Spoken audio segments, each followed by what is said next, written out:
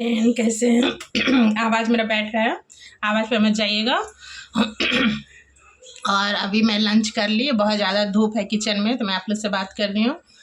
और मैं आज एक आप लोग को मज़े की कहानी सुना रही हूँ। बहुत हार्ट टचिंग है स्टोरी और आप लोग के दिल पे लगेगी। एक माँ का दिल क्या होता है। एक माँ जी थी, और मैं अपना बता रही हूँ। एक माँ जी थी, तो उनके हस्बैंड फौज में थे, और उनके बेटा भी, जब उनके बेटा, एक ही बेटा था, वो भी फौज में गया। तो माँ जी का भी, मतलब उनकी साहस की मैं बता रही हूँ कहानी। तो माँ जी की, जब माँ जी शादी हुई तो उनका एक बेटा जन्म लिया। उनके हस्बैंड फौज में थे, तो शहीद हो गए।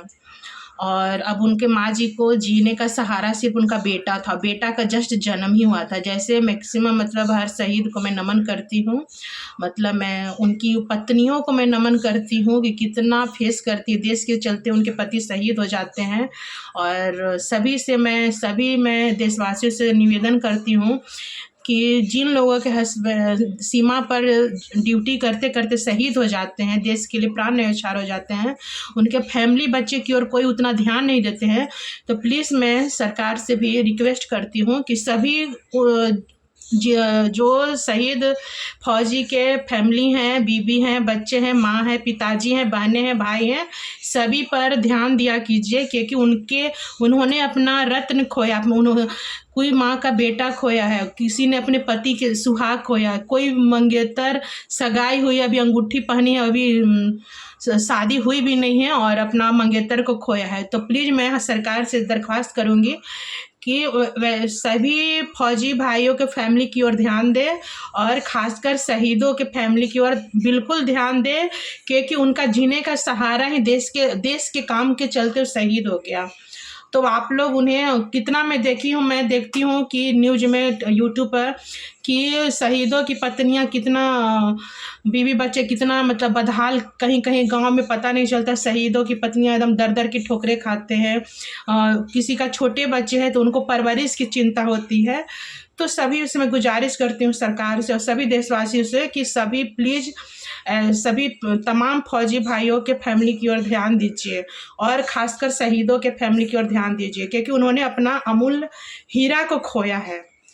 तो और मैं इसी पर एक हार्ट टचिंग स्टोरी बता रही हूँ मैं। एक माता जी थी, उनकी शादी, उनका एक बेटा हुआ। उनके हस्बैंड फौज में थे, फौज में सेवा, मतलब ड्यूटी करते वक्त वो शहीद हो गए। अब माता जी ने वो बच्चे को, जीने का सहारा बच्चे को पाल पोस के बड़ा किया। बेटा बोला माँ मैं फौज में जाऊंगा, बेटा भी, माँ ने मना नहीं की, क्योंकि वो धन्य हो वीरांगना नारी। फिर बेटा भी चला गया फौज में, और उसके बाद वो फौज में चला गया। फिर बेटे की शादी हुई, और फिर सेम वैसे ही हुआ, शादी हुई, फिर पोता हुआ। सेम वैसा हुआ कि बेटा भी फौज में ड्यूटी करते वक्त शहीद हो गया।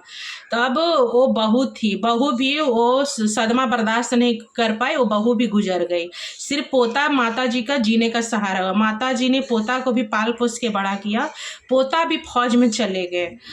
तो पोता बोलता दादी मैं भी दादाजी और पिताजी की तरह देश का नाम रोशन करूंगा।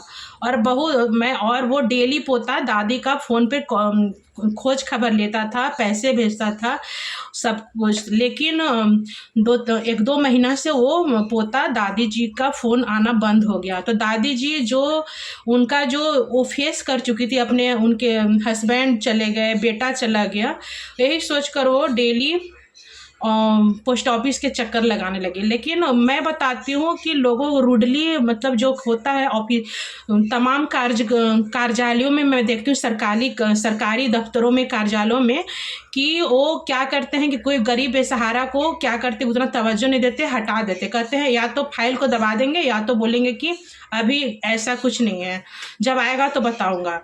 तो सेम माता जी भी डेली आती, पूछती कि पोस्ट ऑफिस में कि मेरे पोता का लेटर आया।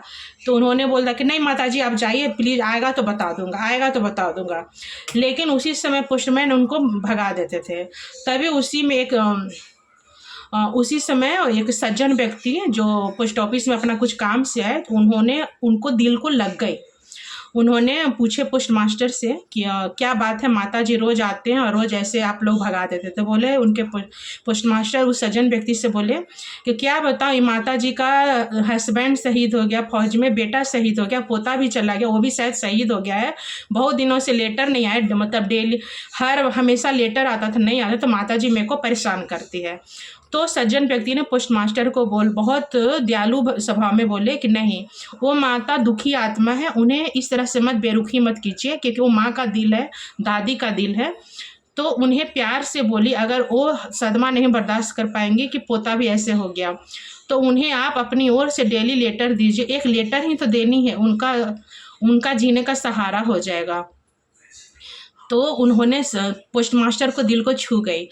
तब फिर माता जी, लेकिन वो सुन ली थी, ये सब बातें जा रही थी लेकिन रुक कर सुन ली थी, लेकिन वो कुछ न, वो समझ गई थी। फिर अचानक उन लोगों ने, पोस्ट मास्टर एंड वो सज्जन व्यक्ति, लेटर लिखे कि प्रिय दादी माँ, मैं ठीक हूँ, आप चिंता मत करना। दादी कभी कभी काम की वजह से मैं बिजी रहता हूँ, तो मैं हमेशा लेटर नहीं लिख पाऊँगा। दादी, मैं ड्यूटी की ओर से, जहाँ मैं ड्यूटी डिप्लॉय हूँ वहाँ पर नेटवर्क नहीं पकड़ता है, तो मैं फ़ोन नहीं किया करूँगा। तो दादी चिंता मत करना और तुम अच्छा से रहना, अच्छा से खाना पीना दादी, मैं अभी मेरे को छुट्टी नहीं मिल रही है। तो पोस्ट मास्टर दौड़ कर गया, माँ जी 1 मिनट, फाइल में दब गया था, आपका लेटर है, 3-4 लेटर आया हुआ है, सॉरी माता जी। तो दादी माँ तो सुन ली थी, फिर भी वो किम कितिर बिमुड़ की तरह चुपचाप रही। वो लेटर ली, घर को चली गई, कुछ नहीं बोली, आकर अपने घर आ गई, सदमा में वो भी चली गई। ये हुआ हार्ट टचिंग स्टोरी, सॉन्ग नहीं, सॉरी, माफ़ी चाहूँगी एक शहीद के। तो मैं सभी से रिक्वेस्ट करूँगी कि, तमाम देशवासियों से रिक्वेस्ट करूँगी और माननीय प्रधानमंत्री जी से, सभी से मैं रिक्वेस्ट करूँगी, एक फौजी कमाने का जरिया, एक फैमिली का, जो बेटे पति या कहीं भी जो देश के लिए फौज में जाते हैं, उन्हें उन्हें अटेंशन उनके फैमिली को नहीं मिलता है। गलती से वो शहीद हो जाते हैं या तो सडनली बीमार से चले जाते हैं, ड्यूटी करते समय बीमार हो जाते हैं, फिर भी उनके फैमिली को उचित अटेंशन नहीं मिलती है। उन्हें पेंशन के लिए दर की ठोकरें खाने पड़ती हैं। उनको अगर पेंशन, जो लोग को नहीं पता है पेंशन के बारे में, तो दर के ठोकरें खाने पड़ते हैं। जिनके छोटे बच्चे हैं उनको दिक्कत होती है।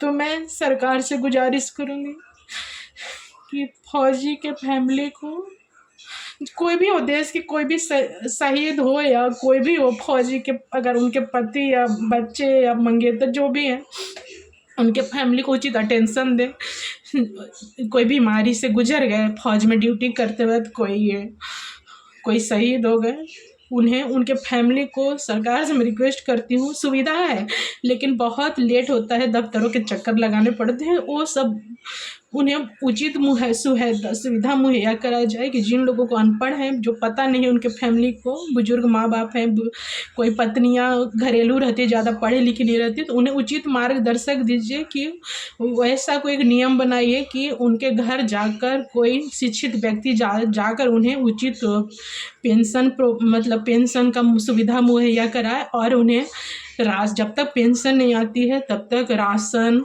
खाने का खर्चा, दवा का खर्चा जिम्मा उठा ले।